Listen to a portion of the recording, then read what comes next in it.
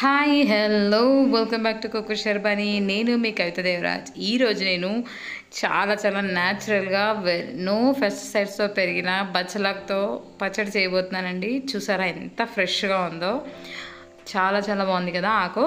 నేను దీన్ని రెండు రకాలు చేస్తున్నాను. బచ్చలాకుతోని పప్పు చేశాను ఆల్రెడీ, అది నేను మీకు పోస్ట్ చేశాను. తప్పకుండా మిస్ అయిన వాళ్ళు చూడండి. చాలా టేస్టీగా, చాలా సింపుల్గా చేసుకోవచ్చు, చాలా హెల్దీ కూడాను. మనకు బచ్చలాకు ఎంతైనా ఆకుకూరల్లో రారాజు అని కూడా అంటారు దీన్ని. నాకు నా రీసెర్చ్లో తెలిసిన విషయం అనమాట. ఓకేనా, తప్పకుండా ట్రై చేయండి. దీన్ని నేను మొత్తం నీట్గా కట్ చేసి పెట్టుకున్నాను కదా. ఇప్పుడు దీంతో పచ్చడి చేసేసుకుందాం.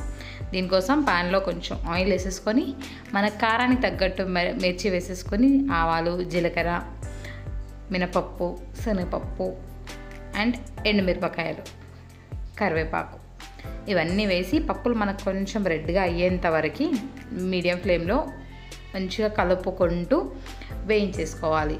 అయితేనే మనకి పప్పులు బాగా మంచిగా వేగుతాయి, మాడిపోకుండా చూసుకోండి. ఓకేనా ఫ్రెండ్స్, ఇది మామిడికాయ తరుగు అనమాట. తరుగుని నేను మామిడికాయని మంచిగా చెక్కులాగా కొట్టుకొని దాంట్లో పసుపు, ఉప్పు వేసి పెట్టుకున్నానండి గాజు బౌల్లో.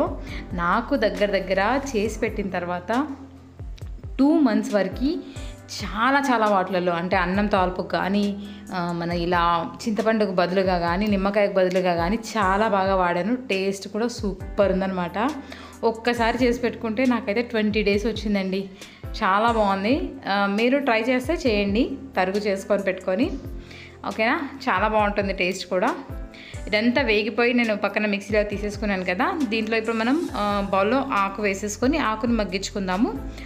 ఆకు మగ్గేలోపు మనము ఆల్రెడీ మగ్గించుకున్న మసాలా ఉంది కదా, దాన్ని కూడా మిక్సీ పట్టేసుకొని పెట్టుకుందాం. అది పప్పులు కాబట్టి మనం ముందే కొంచెం మిక్సీ పట్టేసుకుంటే బాగుంటుంది. నేను ఆల్రెడీ ఇప్పుడు మామిడికాయది తరుగు వేసాను కాబట్టి మనకి చింతపండు అవసరం లేదు. దీన్ని నేను ఫస్ట్ ఇలా బరకగా గ్రైండ్ చేసుకున్నాను. తర్వాత మళ్ళీ కొంచెం వాటర్ వేసి మెత్తగా చేసుకున్నాను. మధ్యలో ఇలా ఆకును కలుపుకుంటూ ఉండాలి, లేదంటే మాడిపోతుంది. మనకి ఆకు ఎంతగా అంటే దగ్గరగా అయిపోవాలన్నమాట, మొత్తం వాటర్ అంతా ఎగిరిపోయి. ఆలోపు మీరేం చేస్తారు, నా ఛానల్ని సబ్స్క్రైబ్ చేసి, లైక్ చేసి మీ ఫ్రెండ్స్ అండ్ ఫ్యామిలీకి షేర్ చేసేసేయండి. ఫస్ట్ టైం చూస్తున్న వాళ్ళు మాత్రం తప్పకుండా సపోర్ట్ చేయడానికి పక్కనే ఉన్న బెల్ ఐకాన్ యాక్టివేట్ చేసేసుకోండి. ఆల్ సింబల్ మీద క్లిక్ చేయండి. దానివల్ల నేను చేసే వీడియోస్ మీకు వెంటనే నోటిఫికేషన్ వచ్చేస్తుంది. ఆల్రెడీ సబ్స్క్రైబర్స్ గంట కొట్టడం మర్చిపోతే కొట్టేయండి. ఓకేనా ఫ్రెండ్స్, తప్పకుండా కొట్టేయండి. అండ్ మీ ఫ్రెండ్స్ అండ్ ఫ్యామిలీకి షేర్ చేయడం మాత్రం మర్చిపోవద్దు. నన్ను సపోర్ట్ చేయడం మాత్రం అసలు మర్చిపోద్దే. ఓకేనా, దీంట్లో కొంచెం వాటర్ వేసేసి చూసారా ఇలా మెత్తగా మిక్సీ పట్టేసుకున్నాను. మనకి ఆకు కూడా ఇంకా కొంచెం దగ్గర పడాలండి. దీనికి సాల్ట్ వేసేస్తున్నాను మన పచ్చడికి సరిపడా. చూసారా ఎంత, ఒక 5 minutesలో ఇలా మొత్తగా దగ్గర పడిపోయింది. జస్ట్ దీన్ని ఇప్పుడు మనం ఈ మిక్సీలో వేసేసి జస్ట్ ఒక 2 తిప్పులు తిప్పుకోవాలి అంతే, ఎక్కువ అవసరం లేదు. ఎందుకంటే మంచిగా మగ్గిపోయింది కాబట్టి అందులో కలవడం కోసం ఇలా తిప్పేసుకొని, ఇప్పుడు దీనికి మనం మంచిగా పోపు పెట్టేసుకున్నాం అనుకోండి, యమ్మీ మనకు పచ్చడి రెడీ అయిపోతుంది.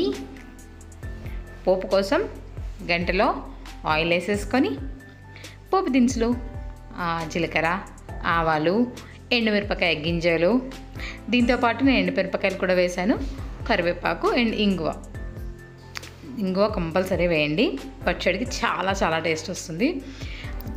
ఇదే చూసారా నేను గిన్నెలోకి మార్చుకున్నాను పచ్చడిని అంతటిని. ఎంత బాగుందంటే అసలు టేస్ట్. తప్పకుండా ట్రై చేసి ఎలా వచ్చిందో నాకు కమెంట్ బాక్స్లో తెలియచేయండి. ఇప్పటివరకు చూసారంటే నచ్చే ఉంటుంది. Thank you for watching.